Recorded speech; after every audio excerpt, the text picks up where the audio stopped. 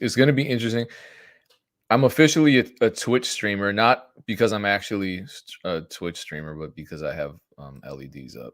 In case anyone noticed that, that's all it takes. So I'm officially valid. And in celebration of that, welcome Rebstar was going down. How does it feel to be on a What's up, server? DJ 21? Yeah, look at the LEDs, and I'm happy. I installed Man, them you myself. look official. You look I like you're just in the reversed. waiting room, in the waiting hall, about to get on the spaceship. You're in the lobby, you're on standby. They're gonna let you know in a second or two if you're gonna make it or if you're gonna be stuck on Earth. But it looks nice. I was in my 30s before I installed these, and now I'm in my early 20s. So life is good. Yeah, so this interview is going to be interesting because half of the questions I have for you are going to speak to your background as a rapper and recording artist. The other half are going to speak to you as a manager and a CEO of a label. Sure. And you're I'm excited, man. really, yeah. The thing about you is you're not really, you're like 1 foot. You're full body in the management role, but you still have a solid foot in the recording artist role. Yeah,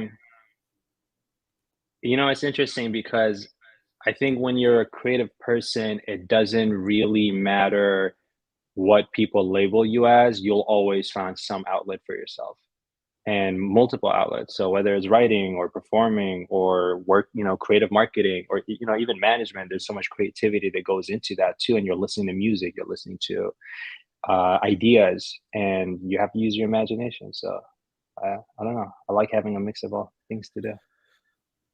Yeah, a lot of people do downplay management as being an opposition of creativity. Like they'll say, "Well, here are creatives over here, here are managers over there." But managers have to have creativity, otherwise they're not effective. Yeah, and you got to be the custodian of someone else's art too. And if you're protecting someone's vision, it's hard to do that if you don't understand the vision. There are great managers who say, I don't know shit about music. I just know this is great. But I think, it's a little discouraging when you hear about people in the music industry who say, well, I don't really care about music. I'm just in this industry. Choose another industry. It's not the best paying industry. There are so many other things you could do with your time and energy. So I think if you're in the music industry and you love it, just keep going. And as long as you build a solid foundation and you know who you are and what you can add as far as value to someone else's team. It's really just about that. You got to know, how can you complement this other person? Sounding like Dame right now. So when you first No, when no. you first started as a recording artist, did you ever think you'd be managing and running a label down the line, or was that a major pivot? Bro, I'm not gonna lie to you. I have fucking opposed and rejected the notion of managing anyone for so long. Everyone has asked me throughout the years, why don't you manage this artist or can you manage me or whatever the case may be.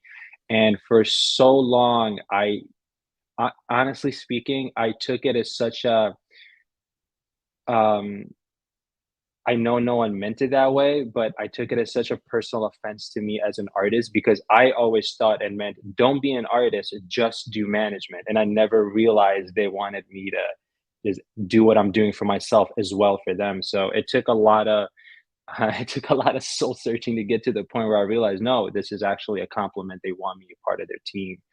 And it started I entertained the thought 2 years ago, and then, we started working with this amazing artist in Sweden called Nawood, great rapper who's had he's huge in Sweden, a lot of international success as well, and we were gonna sign him to a record deal, and, we were on a call, and he said, "I'll only sign this record deal if you guys manage me as well." So it was me and my colleague Fame. He said, "If you guys manage me, I'll sign the deal."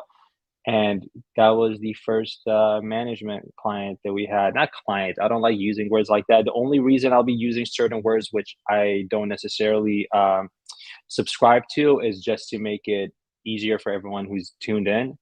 I'll try to find some synonyms or something else to define what it is, but just to keep the conversation flowing, that was the first management client. Uh, yeah. You on mute? Damn. Tiger Backwoods wants to know where your name came from. Rebstar. It's funny. Everyone would call me Reb because my real name is Rebin. And then I have a friend in Denmark, a graffiti artist who spray painted Rebstar once on a wall, and I had released like, no, I hadn't released any songs, but you know when you record records, when I was super young, a teenager, and we had this group chat, and I would just send my records to to the homies, and I wouldn't write an artist name, I just wrote the track name. And then he said, "Yo, Rebstar, you on fire?" And then that's where Rebstar came from. People just started calling me that. That's it. Okay, so let's stay back in time, and Sure. let's go back to, I think, when we first met, so 2008. Um, Yeah, damn, that's a while ago. yeah, it doesn't feel like that long ago. Anyway, so that year you have a hit song in Sweden called "Without You" featuring Trey Songz, pretty much at the peak of Trey Songz' popularity. Right. Um, not to say he didn't have a good couple of years after that, or that he's not, No, no, that was he. still Yeah, that popular now, was but for sure. that was that. Every artist has a run or several runs, and that was one of his runs. How That's did an all that work? Getting a feature from an artist that big, getting clearance from their label because he's signed. It just sounds like a lot. So I'm gonna tell you a funny story. So let me answer your first question. Yeah, so without you, T minus actually produced that record. Shout out to T minus.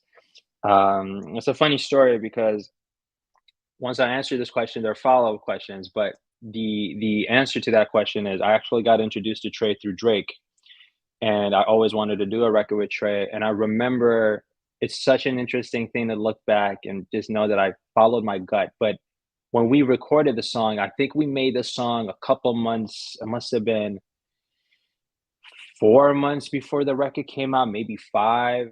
It didn't, we didn't just knock the record out and drop it. And I remember it was right before Trey started really picking up steam. And I had two other featured artists that I was considering to put on the record. So it was between Trey Songz, Jay Holiday, and Bobby Valentino. And Bobby Valentino, if I'm not mistaken, I think Mrs. Officer was out at the time, and Jay Holiday had Bed. So they were both really, if on paper, they made way more sense than Trey. But I just knew vocally speaking and the energy that Trey has, and I love Jay Holiday and Bobby Valentino's records as well, but I'm a really big Trey Songz fan. So I decided to think irrationally and follow my gut, and I chose to reach out to Trey, and he gravitated, and to the record, and we connected, and um, it was an interesting. I actually spoke to someone about that earlier today. That song, the version that's out is so different from how the song initially sounded. The beat was very different. Trey added the bridge much later, and crazy enough, the version that's out, the song got leaked. So we didn't. I was gonna rewrite and re-record some of my stuff, but the song got leaked, and it was everywhere. And this was when hotnewhiphop.com and all these blogs were just, and they had the hot and the very hot stamps. And if it's very hot, that shit is certified. And I remember it was taken off, and radio stations, program directors in Sweden called me because I had spoken to them a couple of months prior. Said, "Yo, I'm about to drop this record in a few months. I'm planning everything. They have festivals. We were trying to, coordinate some stuff." And they called me and said, "We can't sit on this record anymore. I know it's not officially released, but we have to play it. So you got to release it officially as a single now, if you want our support."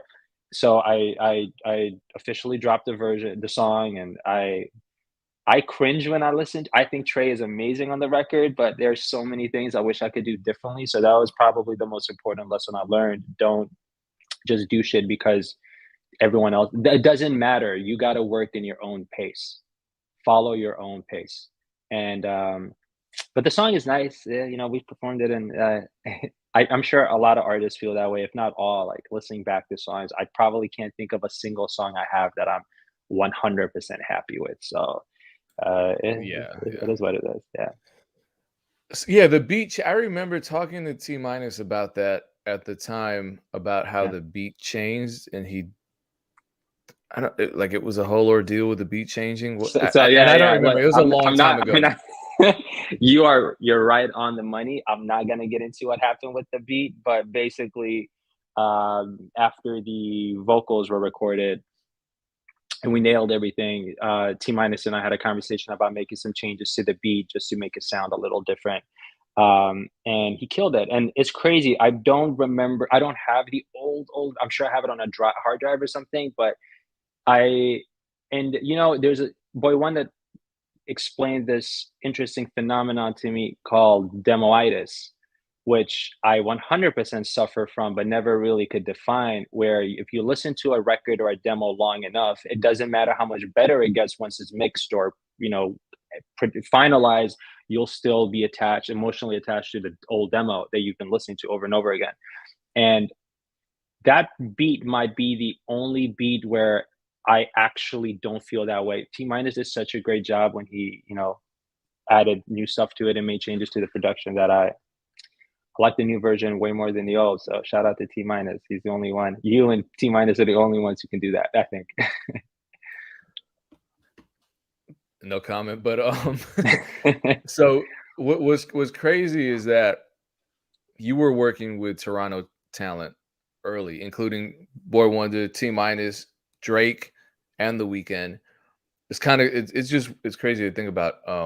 How did you start making that connection with the city of Toronto and then spotting, their talent? I mean, these are stars right now. How did you spot Right. that talent early on?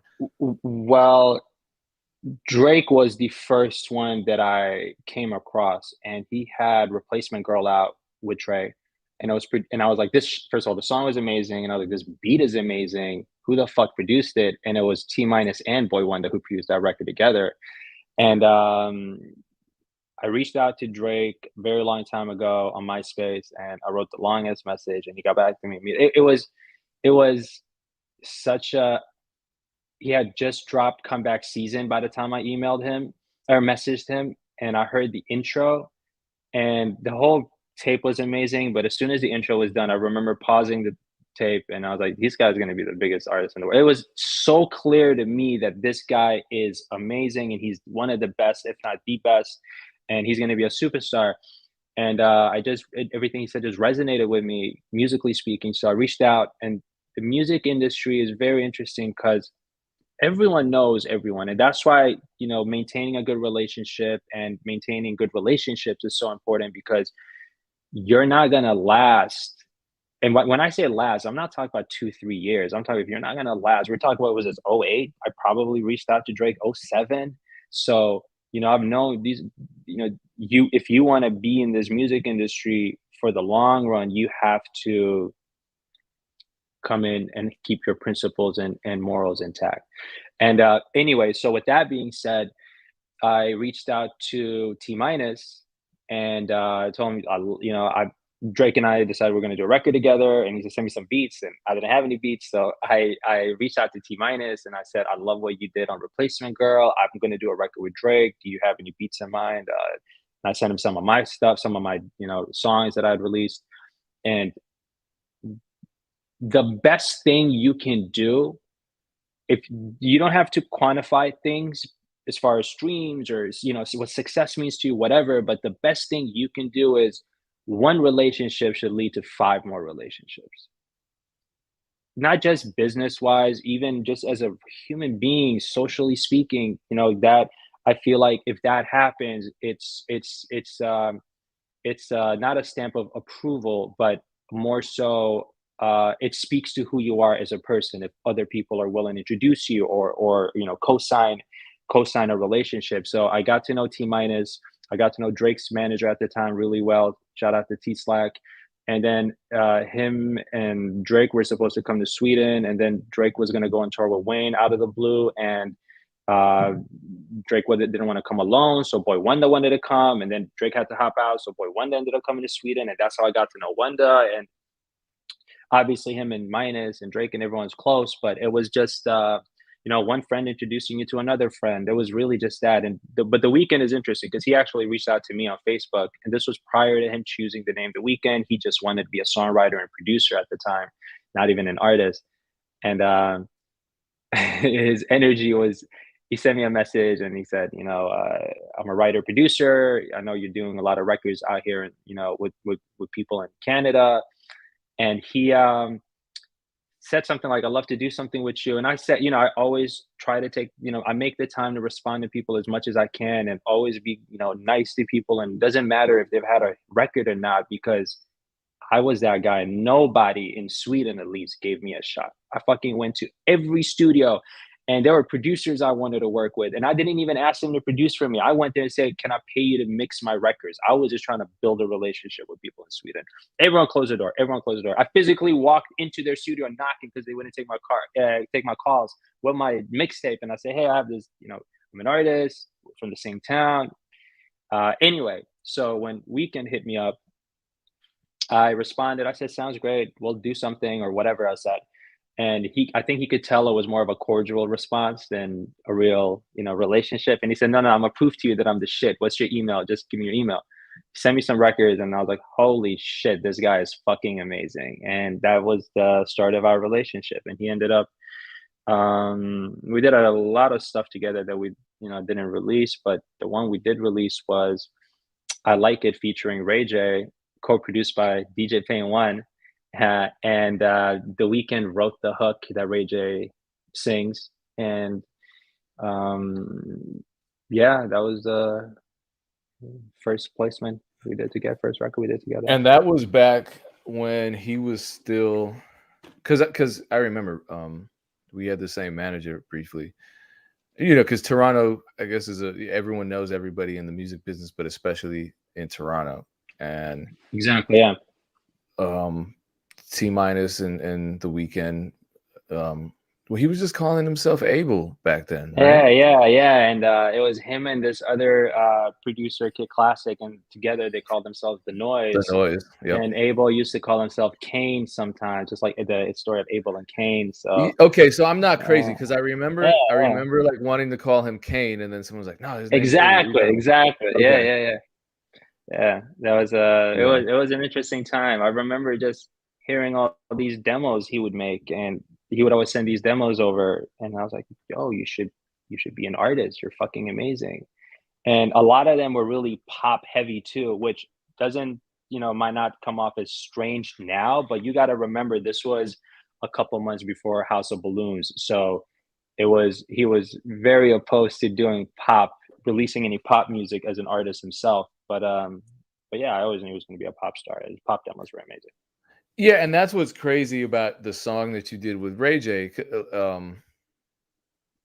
And it speaks to your relationships because I met Ray J after that song came out, and mentioned that record, and he had nothing but positive things to say about you. So sometimes with Yeah. features people would be like, "Who? I don't know who that is. He just paid me for a feature." That wasn't the Yeah, case. that's So dope. Shout out to it, Ray J. yeah, but it speaks to what you're saying because a lot of people will name drop, and it's not because they have an actual relationship with that person or because they left a lasting impression on them. In your case, that's you have a solid reputation, but it's just crazy that at that point how things change, how things can change. I think we're talking a lot about change in this interview, um, How because things can evolve. How things can evolve. how things can evolve because you started out wanting to be a recording artist, rapper, not wanting to be a manager. Now you're a manager, but just on a song by song basis, working with The Weeknd, he wanted to be just a songwriter to the point that he's a huge superstar now. I imagine he was excited that Ray J was singing his hook. He didn't want to sing Yeah, his own hook on your record. it's so funny because I don't know. It has nothing to do with any other artists that I've worked with or collaborated with, but I always get this. Most of these records I've done, they're very collaborative. But I used to live in Sweden, so we made these records virtually, so I didn't know what to expect. Of course, I knew how the hook is gonna somewhat sound because I had heard Abel's demo, but I remember being really nervous when I got the email with Ray J's cut, and I hit up Abel and I said, "Yo, I just got the record. I don't know if I should. I don't want to." And he said, "Well, call me and we'll listen to it together." And I'll never forget because I was so fucking nervous. I couldn't get my speakers working, so I listened to it through my TV, through the TV speakers.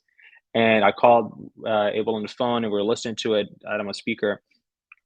And Yeah, we were both gassed, but I once we listened, I was like, "Yo, fuck, there's a problem." And he said, "What?" I said, "He didn't record the intro, and there were these harmonies that Weekend had Abel had done in the intro in his demo, and Ray J must have just, missed it." And I was like, "Fuck, what are we going to do?" Because I remember Ray J was on tour, and it was really hard to, catch a day when he was going to do it. And Abel was like, "Well, bro, it's all good. Just use my vocals. No one's going to be able to tell the difference." So if you listen to the song, it's actually Abel doing the intro and then Ray J doing the hug, but he nailed it so well. Like Abel is such an unbelievable songwriter, and not just writing for himself, but if he ever decides to write for others again, he really knows how to put himself in their shoes, and I think that's very, very rare. He knows how to write a great record for someone else if he ever wants to. But yeah, it was a scary moment. It was yeah, you're taking me down memory lane. Of course, Oh, and then I people come remember, through with this I have to question. add this. I have to. I saw the question. I have to And I add don't this as remember, it was well. post. I think it was post, right? Yeah, yeah, yeah, yeah, yeah. This must have been 2010, maybe. I think it was 2010. But I remember feeling like the record needed something, so we sent it over to you, and we got the DJ Payne one co-production, and that's when I was happy with the record. I felt like something was missing up until then. Yeah, because I wanna shout out Kid Classic because he was what, and here's the thing too, Kid Classic was a producer who teamed up with The Weeknd before he was The Weeknd. He was not from Toronto though, was he? He was from Europe. Actually, I do think he's from Canada. I don't remember specifically if he's from the same city, but if I'm not mistaken, I think they used to make the records that they made them in person. So I think he's from Canada. I might be wrong though. I haven't spoken to him in a long time, and my memory is a little fuzzy. But yeah, I got to know. I must have gotten to know Classic through. I mean, Weekend, bro. Like he's the most talented. He's the best artist of our time, hands down. And in addition to that, he's also such a fucking hustler. Like he made this whole rage. He's the one who reached out to me. He's the one who said, "Well, what should we work on?" Like he was very hands on. He wanted to come to Sweden to build. He was gonna make it by any means necessary. That's which is interesting because being so talented, you could easily just feel like you could take the back seat and like I'm gonna just rest on my skills and talents and it's gonna come to me. But no, he made every opportunity happen for himself, and shout out to that. Yeah. He's a Okay. hard Well, then worker. I owe Kid Classic an apology. I thought he was from Denmark for some reason. I don't know. Anyway, I was wrong. Yeah, it's cool to reminisce on because I think Drake was like that too. But I never He worked busted with his Drake. ass off. Yeah, yeah, he I busted his was ass more off. like I only talked to The Weeknd on the phone, and it was basically him just saying, "Nah, I'm not messing with the beats you sent." But it was I heard all the demos that they were making, and just to think, you don't think of somebody like The Weeknd.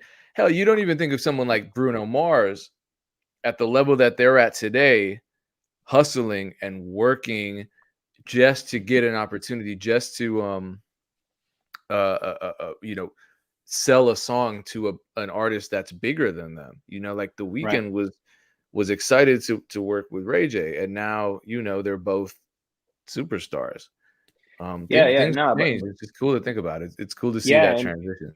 you know what it also is though, but I can't stress it enough. Like no matter how I'm not surprised at all that he's the biggest artist in the world today because it's one thing to get there, but you got to maintain that shit, and that's what's hard. And you can only do that if you have to have a great team around you. You have to have a very clear vision of who you are and where you want to go, and you also have to work harder than you've ever worked before. Because when you're coming up, no one gives a fuck about you. No one knows who you are. You can do whatever you want. You can take as much time off as possible, and try something. If it works, it doesn't. But when you're a huge star and you have millions of people listening to you and you have hundreds of people that you employ and you have thousands of people that indirectly, depend on you and your brand, and you're doing so many different things. You have to work really hard to maintain that, and also to maintain that level of quality, but also elevate musically. So you're working, there's so many challenges that no one can really prepare for unless you put in that work from day one. That's why there's so many, great singers, pop stars that don't necessarily write their own music, or who've been, like picked from a crowd and like, we're gonna make you a star, and they have great moments, but how are they gonna? And it's not their fault. They just never had the 10,000 hours. They haven't gone through certain things you need to go through as an up and coming artist. So you gotta.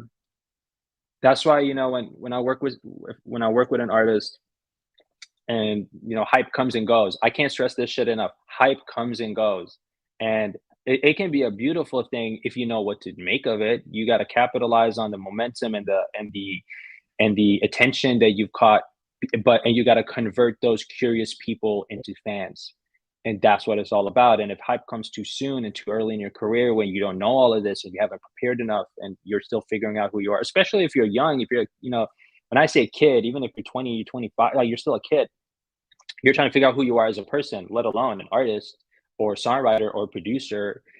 So there are so many things to take into account, and that's why when I see all these people that come up and they have a hot record or two, three if they're lucky, and then if they disappear, it's not necessarily their fault. People also always want, they want to hear the next hot thing, or there's always a new favorite artist, and people falling in love for the first time is the best feeling ever. So the first record, if it goes well, don't get comfortable, because the sophomore is the one that's going to be tough. So second song or second album, second whatever, once people have gotten to know you and they've, you know, that part of the excitement is gone. What's chapter two? And that's what's so fucking, like, just to go back real quick, that's what I loved about what The Weeknd did too. I remember House of Balloons, and then it was Thursday, and then it was Echoes of Silence. Like, he said, I'm gonna do the trilogy as like the Star Wars of music. Like, there was a clear plan. Like, I'm not giving you just one project. I'm gonna give you three projects in 1 year. So by the time people have fallen in love with House of Balloons and they're expecting something similar, like, no, like, he already had a vision for all three projects, if not maybe 10 ahead, but he put three projects out at in a very short time span, and he was grinding like rappers do. Singers usually don't do that, and I think that's what also made him stand out. Same thing with Trey Songz. He put out like 4 mixtapes. Like, which Yeah, singers, R&B singers, put out mixtapes? He would just remix that was every different. record and kill that shit. He would kill that shit. From MIA to like anyone you can imagine. Dr. Dre. I remember him and Drake, that they remixed Still Dre. Like, Mm. you just gotta, like, doesn't matter how big you are, don't get comfortable and don't be afraid to try things. If it works, fail fast, fail cheap. Just you're gonna fail regardless. Just do it. I remember Pain. And then I'm gonna let you get into whatever you want to say. But I remember there was a moment where I didn't feel comfortable releasing music for maybe a year, or some change. And I would always record records and I would send them to you, but I didn't want to release them because I felt like, well, what if this record doesn't end up? I felt like every record, success wise, needed to top the previous record. Not even musically speaking. I was so insecure about maintaining success that I felt like, well, this song might not end up being bigger than the previous one. And I remember you're the one who told me, no, people, fans, whoever, they want to follow your journey and they want to be a part of your growth and evolution and as an artist. And there was this one record that you produced called Stand By in Dubai or something we did. That was a record I liked it, but it was just me rapping for like 4 minutes straight, no hook, no nothing. And I don't think it got that many. It was just, I just put it up on SoundCloud. I didn't put it up on Spotify. I got, I don't know, 20,000 streams, whatever. It wasn't that big as opposed to my, previous records. But that song is the reason I got to know, like, one of the artists that I ended up signing, because he had heard all my music, but that's the song that was like, yo, I fuck with Rebstar heavy. I gotta meet him. So you never know what's gonna lead to what. Like, Coldplay has this on YouTube. There's some radio station, I think in South America, where Coldplay did an acoustic version performance of The Scientist at a radio station. That version is the reason I'm the biggest Coldplay fan ever. You never, I at least me personally speaking, like Doug's Mansion, the acoustic, not even the one featuring Nas. Like there are Pac's record. That's the one. Like you never know which song is going to end up being the fan favorite for someone. So if you have a record you love, doesn't matter if it's a hit record or not. If it's a great record, it's a great record. Numbers don't change how great a song is. It might change it to A&Rs, but not to people who matter. Not to people who matter. I like seeing all the networking going on in the chat. Dan Tana did have a question, and it relates to because Oh, you my said bad, soothing. bro. I just saw the comments. I was looking at private chat, so I hadn't seen any of these. Oh, well, Okay, I've been okay. floating them on the stream, but Okay. he asked, uh, and this has to do with you talking about taking breaks both for yourself and for people who were, just starting out. He says he took a break to take care of his parents, and now he wants to get into making beats. Do you have advice for him? Yeah, just start doing it. It doesn't the beautiful thing, which I think, the advantage that producers and songwriters have, as opposed to recording artists, is that sure, you might want to. There are producers that are very ambitious and songwriters that want to establish, build a brand and all of that. But if the music is hot, the music is hot. If it's great, it's great. You don't have to worry if you've taken a break. It's all good. Just release music. Yeah, I'm seeing what's up. I'm reading all the comments now. You got but just release just and then of course it all depends on what type of producer you're in. We can get into specifically a lot of different routes you can take, but the first step is just start producing, and then depending on what type of producer you are, you could I have a lot of ideas and a lot of theories on what I think producers should do. If you want to jump into that, I don't know where we are in the conversation. It's up to you. Uh, we can talk about whatever. So here's the thing: you are coming back with Wizard, in a couple Right, weeks. right. So, and that's the 27th. 7th, correct. Yeah, yeah. Okay, So yeah. I'm gonna let you lead the conversation. We'll talk about whatever you want to talk about. All right, yeah. Well, hopefully people in the chat continue asking questions because we're. Oh, well, here's a good question. I'm gonna save it because I want to ask. Let me close out the Drake conversation because I honestly had forgotten about the Drake collab that you did way back for a while, and I remember when it happened, I was excited because I was a early Drake fan and I wanted to work with Drake. When I heard Replacement Girl, and I know everyone in that I knew in Toronto was like, it's kind of not that easy. I'm like, why not? But I think he was already maybe in the process of signing with Lil Wayne. I don't know, something was going on. But that song dropped a couple years after So Far Gone. I mean, it was officially leaked or released Yeah, yeah. It a got couple years leaked. after. So that he was already super famous at that point. Yeah. When did that song actually get recorded? Um.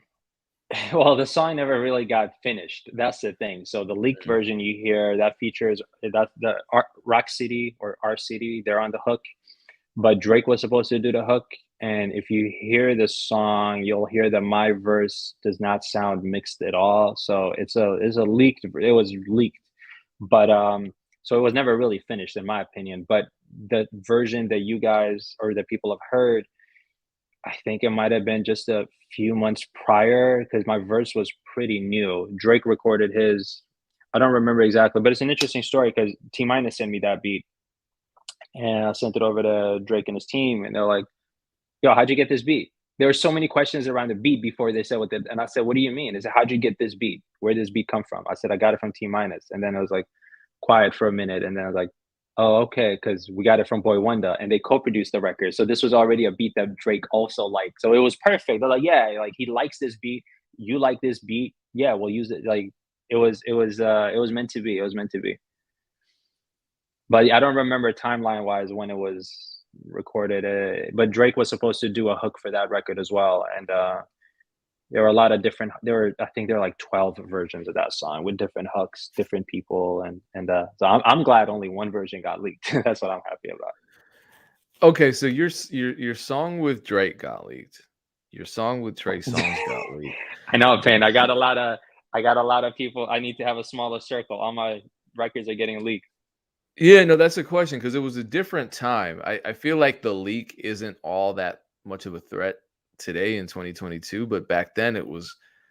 And maybe I'm wrong. I don't know if people just got smarter or what happened. I guess content ID and that kind of thing got more aggressive. But what was going on back then in Well, 2008, well, 2010? well. Where you You know what it is? Sure, content ID. I think it's back then people a lot of songs would circulate more casually. You would send them to people. I didn't send my shit to anyone. But what happened is there were a lot of blogs back then too. So there were more platforms where, um, like direct, like let me put it this way. I'm trying to be careful with my words because I want to make sure I don't say anything that'll upset anyone. But if a song ended up, so my song with Trey Songz, how I found out it was leaked is a friend of mine called me and said, "Yo," a friend of his had called and said, "I just heard Rebstar's new song with Trey Songz," and he was like, "What are you talking about?" I said, "Yeah, it was on this French blog, like some blog in France." And once it's on the blog, there's a download link. It wasn't a streaming link. It was a download link to the MP3. Once that person has downloaded that record, they can send it to whoever they want. You can't stop it.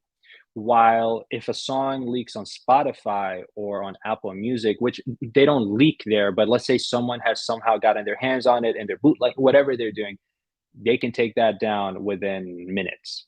And unless someone has had time to rip it, like we spread music very consume music and spread it very differently today than we do back then. Back then it was an MP3 file, it was a digital file, or it was a physical product.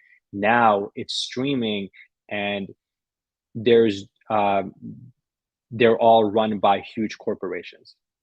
Whether even YouTube is run by a huge corporation. So even if it's user generated content and my friend decides to upload my song, they can through content ID or whatever, they will take it down. It's not just some random person's blog where it'll be very difficult to get it taken down. So that's the beauty of how you can protect um, unauthorized records from coming out nowadays, in my opinion. so we've talked a lot about your career as an artist yourself. At what point did you start transitioning into management? Well, management is really interesting because I started a record label first, Today's Vintage, and then we eventually got into publishing because it just felt so natural to me, at least. And then management, this must have been, it's very recently, officially, wow, has it been, I think, a year, maybe a year and a month ago. So Naud was the first one, and then we started managing Wizard, amazing producer from Sweden who did 5 songs on Polo G's album, 3 Hot 100 records, um, Billboard Hot 100 hit records last year. He did the record with Roddy Rich, and he did GNF, OK, OK, OK, and Toxic, and plenty of others. And he's from my city as well. He's from Malmo. He's from Sweden, and everyone was, talking about him. And we got on a call just to talk. Really, no agenda, nothing. And he said, "We've met before." And I said, "What?" And as soon as he said that, he didn't have to explain anything. And it just dawned on me. We had met when he was 12 years old. I hosted some workshop, and he wanted to become a producer. And he came to my workshop. And there's a photo. There's a photo of us actually from when he was a kid. So when we got on the phone, he was telling me he needs, management, and everyone's hitting him up. And I had never envisioned managing a producer. Not that it was foreign to me or I didn't know what to do, but it just never crossed my mind. I mean, hell, a couple of months prior to that, I had never crossed my mind to manage an artist either. We started managing him, and then I got the chance to work with you. And what I love about managing, specifically if we're talking about producers, is I saw a question about that too. I don't know if you want to get into that, but it said, what's the difference between an A&R relationship with a producer and a manager's relationship with a producer?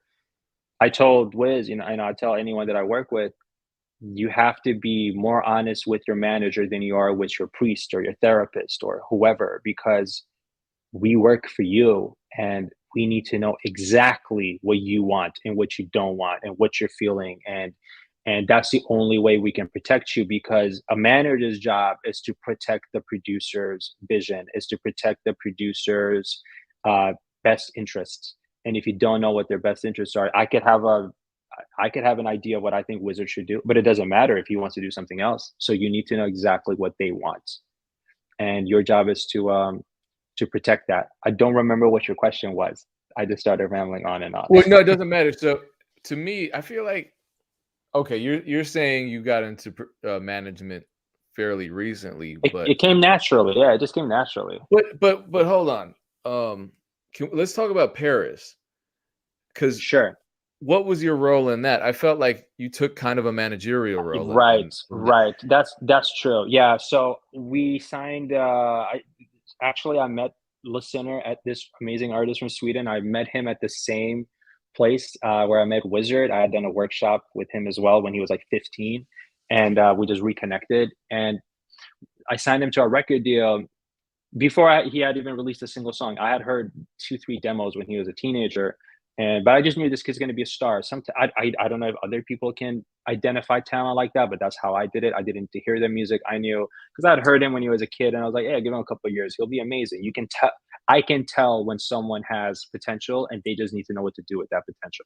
So we ended up signing Sinner. We dropped his first single, Paris, and within 2 weeks, it was huge. It was almost on every single playlist on Spotify. DJ Snake was posting it multiple times on social. Every label reached out.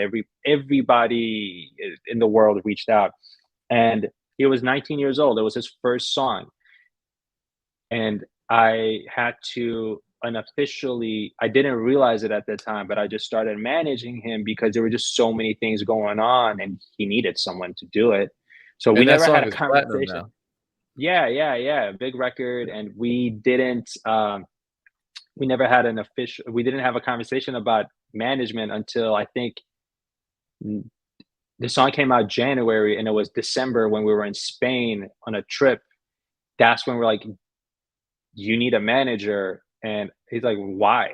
You're I'm like, well, because I've been doing the work, so you haven't been able to tell, but like, this is a manager's role." And he actually, yeah, you're right. It just came so naturally that it didn't dawn on me, but that was the first management gig relationship. It just came so organically that I didn't even clock that it was that type of relationship. But yeah, and then we started managing an amazing artist that we work with called Gerd. She has a very, very promising career. We just dropped her debut single 2 months ago, and Zane Lowe premiered it, and they described it as an intersection between Lana Del Rey, Billie Eilish, Lord, and Adele. And then she performed 1 month after she dropped her first single. She performed for 16,000 people at the Avicii Arena in Stockholm, and millions of people that watched it on TV. And then she went to Washington D.C. and performed at the Nobel ceremony. And every major label wants to and publisher wants to sign her, and we started managing. Even though that wasn't what we initially did, it was a record deal and a publish that also turned into a publishing deal eventually. She, things took off so fast, she needed a manager, and we had a conversation, and she wanted us to manage her. So at today's vintage, at least, we have a very holistic approach to things. You could end up just signing a record deal, you could end up just signing a publishing deal. Wizard is just a management deal, working with certain people. It all varies, but it's an ecosystem, and we have a great team. So you find whatever holes you need to, whatever voids that need to be filled. And if I'm the right person for the job, then I'd be more than happy to do it. But you got to be very mindful of that too, because these are people's lives, not just their careers. So if you're an artist, it's not just a career. This shit is your life, because there are other things you could do if you just wanted a career. You're an artist. You don't, people say, yeah, I work at Ernst and Young, or I cook food for a living. But yeah, but you are an artist. It's just who you are. It's a part of your DNA. So I take that shit very seriously, very seriously. But managing producers, I like it a lot. I Is one of the few things that I think there's so much room for growth there as a community. The producer community is thriving, but there are very little resources and information on what to do with your career. That's why I think what you're doing is such an amazing initiative, and a lot of producers that I end up talking to about whatever. It's crazy, no bullshit pain. You know how many of them a lot of them look up to you because you take the time to give them what no one would give us, right? There's mentorship that I think a lot of people need, but they don't know where to find it. And this is a great way to reach a lot of people. So we only have 24 hours a day, but if you can reach 100 people at once, why not just do that? I think as a community, artist community, producer community in the music industry, doing good business is, good for business. Just be a genuine guy, or, don't get greedy, and don't think. I remember when I was coming up, it was me and these two other rappers from Sweden who we all had a lot of not early success, but success at the same time, and people were pitting us against each other. And I could tell how divided things were, like which one of them is going to become the breakout star or get international success, whatever. And like, well, this is my piece of the pie, and I don't want to share it with anyone else. And I kept thinking, well, make a bigger pie together. No one thought like that back then, but that's why Young Money ended up being so successful, because it was Wayne, it was Drake, it was Nicki. Rick Ross is an amazing artist, amazing. I've always been a fan of Rick Ross, always. But MMG made Rick Ross larger than life. There are things that, you're stronger united. So if you have contemporaries or peers that you feel like, I like what they're doing, uh, don't see them as competition. See them as your partners or teammates, and you don't have to create a company together, but just have some type of alliance. And like, I think a lot of people focus on building a network, but you should also build your circle. Who are your circle of collaborators? Who are your circle, that you can go to, get their thoughts on something you're working on, and you're, an extra pair of ears. Yeah, you need to build a circle. Are you saying this applies to the producer community too? Like, what are you seeing Yeah, is for needed in the producer community in terms so of growth? so I think in terms of growth, producers should rethink a little bit how they promote themselves. There's a lot of, if you're in the market of promoting yourself, don't just promote your music, promote your skills. Are you great at making samples? Are you amazing at guitar licks? Like, you need to be known. What do you excel at, and make sure you're known for that, so that people in your network and in your circle, yo, we need like, I know this amazing producer who's sick on guitar, Thomas Kreger. Like, I know if I need crazy licks, I will go to Thomas Kreger and say, I need you to pull out the guitar. I need you to go wild on this solo like in the bridge or outro. P Dub, another amazing producer who plays the violin. Like, I need a violinist, I'll go to P Dub. Or I always call it painifying a record. Like, if I have a record which I feel like has a great base to it, like groundwork, but it needs some co-production, I'll go to Paint, because I know you'll help elevate that sound or bring it to life. So you just need to know what promote your skills as a producer, whether it's making loops or whether you're great at programming drums. Make sure everybody knows what it is you're so good at.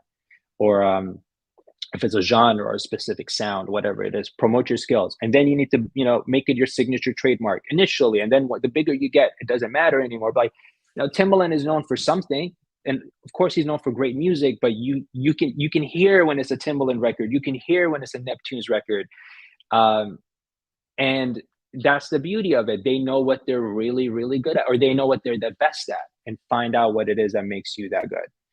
So that's one thing. And build a strong relationship with other producers and songwriters and artists. And as a producer community, I think what producers could do, since I manage producers, Billboard Platinum selling producers, I get a lot of other producers that reach out to us or reach out to them, and I get their stuff forwarded.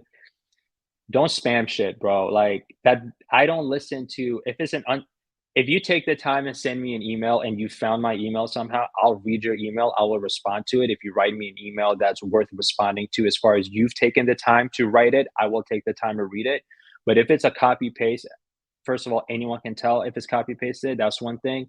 And if you just send me three MP3s or loops, what am I supposed to do with these loops? You haven't given me any direction. Don't just send stuff to multiple people. Don't send shit to multiple people. I feel like that's a waste of time. And I know that some people can get say that spam for Hawaii. I know that a lot of people can get lucky and get a placement by just sending unsolicited beats, but you need to know who you're sending them to, and you need to know what's your mission. If you know what you're doing, do that. And if you do send, listen, I know this isn't going to stop anyone. If you get in someone's email, you're going to take them opportunity to send something. But if you do that and you're sending an unsolicited email, make sure whatever you're sending is the best shit you've ever done. First impressions last. So if you send me something and I listen to it, it better be good if you want me to listen the next time you send something.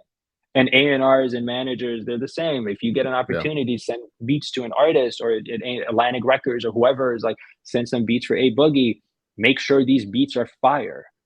Because even if they don't pick one of those beats, because there's a lot of competition to get on that album, but they might keep you in mind for something else, or they might save that beat for another opportunity. You know how many times I've had, and placements can take a very long time. Two of our producers, they did On My Soul for Meek Mill.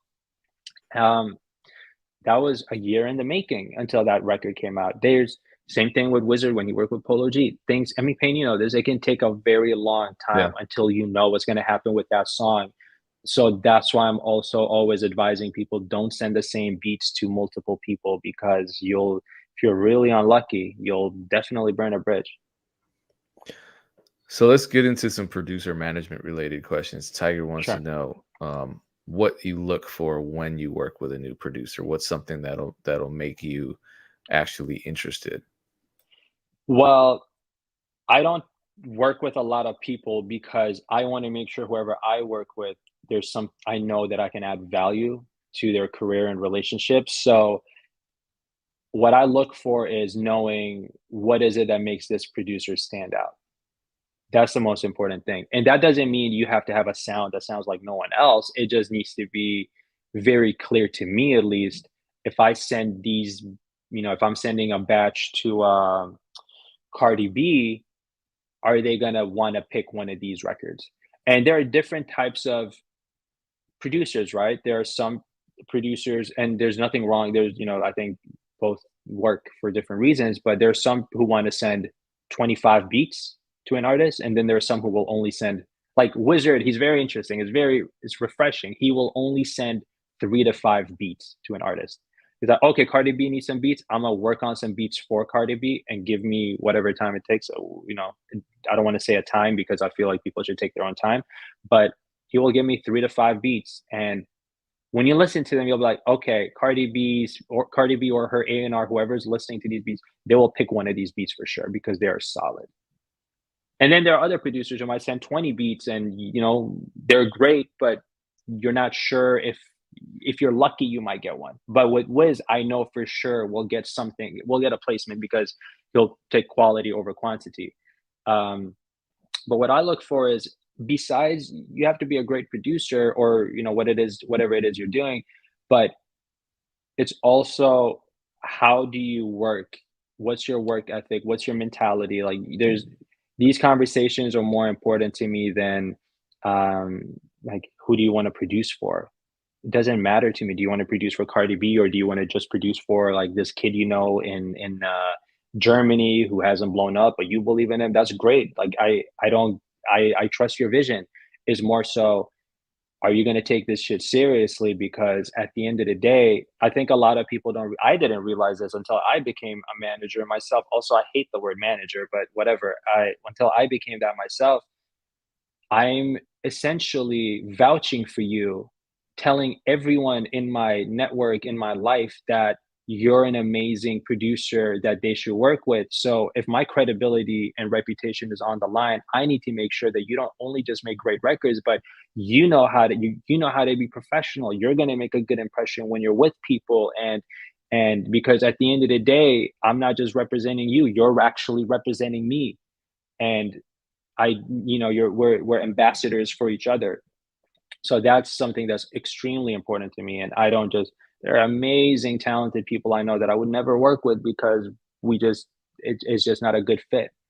So that's extreme. I think that's an essential thing that as creatives, we don't necessarily realize. We'll hit someone up and say, well, shit, if, uh, if Jay-Z just gave me this opportunity or whoever, and or this person started just managing me, like if they can just put me on, okay, well, if they put you on, what are you going to do with that opportunity? Do you have a plan? And, and are you comfortable being in those circles? Like there are, very different types of people in the music industry, and you need to know who you are and where you fit in, and then try to find people that, you know, you're, you need to find people where all your visions are aligned.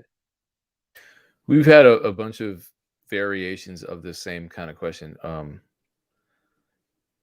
I guess I could split it into two parts. One, when is a producer ready for a manager? And then two, how do producers, I guess, find the right people to work with in terms of managers and A&Rs? So Miles got beats. You said something dope. I like that. He said, "As soon as I get my first co-pub deal, I'm going straight to Repstar. Come to me before you sign that deal." So that's the first thing. But I love what he said because essentially that's the answer to that question. When you're ready, when there's something to manage. So once you have a career that, how many people I work with are like, or I know, and they're like, yo, just manage. I'm like, bro, there's nothing to manage. Like you don't want a manager just for validation. That means nothing. That means nothing. And a magician, I mean, a manager is not a magician. I can't make shit happen out of thin air. I mean, I can, but even that is not enough. There needs to be more than just that. You need to have something tangible, and there needs to be a plan. So I think the best thing you could do is what Miles said, like, Miles got beats said, when there's interest from other people, co-pub or other artists want to work with your labels, once there's business involved, that's when you should start looking into management. And another thing, let's say you get to that point where you need a manager. If you want a manager, a great manager to want to represent you, you need to show them that you've done everything in your power up until this point. Like yeah, I've tried to do everything on my own, but it's gotten to that point where I need a manager. It's not about wanting one; it's about needing one. Here's another question. Do you work with producers who also reference their hooks, or so Yeah, yeah. would that be is that a good marketable skill, would you say? I think if you're great at it, then definitely. I know producers who solely focus on one thing and they're great at it. You need to do whatever you're great at. I think it's always amazing to show people how versatile you are, but mm, you don't want to be a jack of all trades. You know what? Here's I don't know. I'm contradicting myself right now because here's what I honestly think, and this is just a stream of consciousness. So bear with me. I think people should see, you need to showcase all your talents because someone might see something in you that you don't necessarily see in yourself. What if you think you're not the greatest top liner, but someone else like, yo, you don't understand. You have so much potential to be an amazing songwriter. Your production skills are great too, and they'll just help elevate it. But I think people need to show people as much as possible. If you do have a skill that you have, or has been very clear to you from other people, promote that skill as well. But um, you don't have to be able to write hooks to be a great producer. I think if you can do that as well, that's amazing. We work with some producers who do that, and but here's the thing. Honestly speaking, you just need to be exceptional, and you could be exceptional at writing hooks. You could be exceptional at mixing. You could be exceptional at making loops or whatever it is. It doesn't matter to me. Just have something that stands out, and then everything else, these are skills that you develop. You know what I mean? I don't expect anyone to walk into the room and the weekend didn't sound like the weekend. He had potential. You know what I mean? When he was the noise or Kane, I called him Kane all the time. Everyone always said Abel. I was like, because I'm not going to say what his email was, but I would always say Kane. He didn't sound like he does today. You can hear it if you've heard the records, but you develop these skills. Even if you have a talent, you still got to develop skills. So if you can write hooks, write hooks. If people don't like your hooks, they'll say, "Yo, dope, can you send me the instrumental without the hook?" Like, it'll be clear to you, and that's fine. But if you have it in you, do it. I don't, people say less is more. Uh, Definitely in some respect, but the more you can show people what you can do, the better. All right, so we are out of time. We're pushing it actually. But We can but keep the pushing beautiful if you thing want. is, a lot of people will, demand a part two. We have a part two, so he'll be back on the 27th. That's not the next session; it's the session after that. He'll be joined with Wizard, who I did this amazing thing, and it was an initiative that you brought to me. The cloud sessions. I went live. It was one of the first times. Now that I have the LEDs, I'm gonna have to go live way more often. But before I had the LEDs, I didn't go live that often. And Wizard was in Sweden, I believe, when we did it, and we made a beat from scratch live, start to Yeah, finish. live We and you finished the video whole streamed it. thing, Yeah, it was crazy. and we streamed a lot. Yeah, it was nuts. So, and we had thousands of people tuned in across the world. It was amazing. So, Wizard, who is platinum now, as of Polo G's new album Hall of Fame, getting certified. What, a couple months ago, right? Yeah, yeah, yeah. So he's got a couple plaques we gotta order. You'll Yeah, see them next time you guys do. But, that's you where the yeah, royalties no, go. that no, but you guys made a great record, and he'll be yeah. Well, I'll jump in on it during his interview on the 27th for sure. And I see a lot of questions I love to answer. I just want to say one thing. I just want to answer this one. Pauline said, "So many people say they love my album, but it doesn't really go anywhere." Don't worry, just do your thing. If you love what you do, keep doing it. The right people will hear it. It just takes time. How much I just want to say one thing. You know how much trash Yeah. music I hear out there that's huge? And I always bring that up and people laugh. But I'm saying if there's a market for that, there's a market for anything. I'm not saying your music is trash. I'm just saying even if you think it's trash, it might not be trash to someone else. Don't stop believing in yourself. Okay, so last question to close out. How can people follow you on social media? If you okay, social media, vintage.rebstar. My email is nowhere to be found, and it's not because I don't want to talk to anyone. DM me, I will respond to your DMs. Just follow me on IG, vintage.repstar. Uh, just trust me, DMing is better than emailing me. I get too many emails, and I'm always on IG, so just hit me up, and I'll hit you back. Okay, well, once again, I appreciate you coming by and spending Yeah, time with us, thank you, man. and Yeah, we will see you on the 27th. yeah, looking forward to it. I'm gonna become a Beautiful. regular here. All right, bye. All right, peace. Oh, he let himself out. All right, appreciate everyone in the chat. Thanks for staying. I know we ran a little bit late. I'll be back same time, same place next Thursday. Be safe until then. Peace.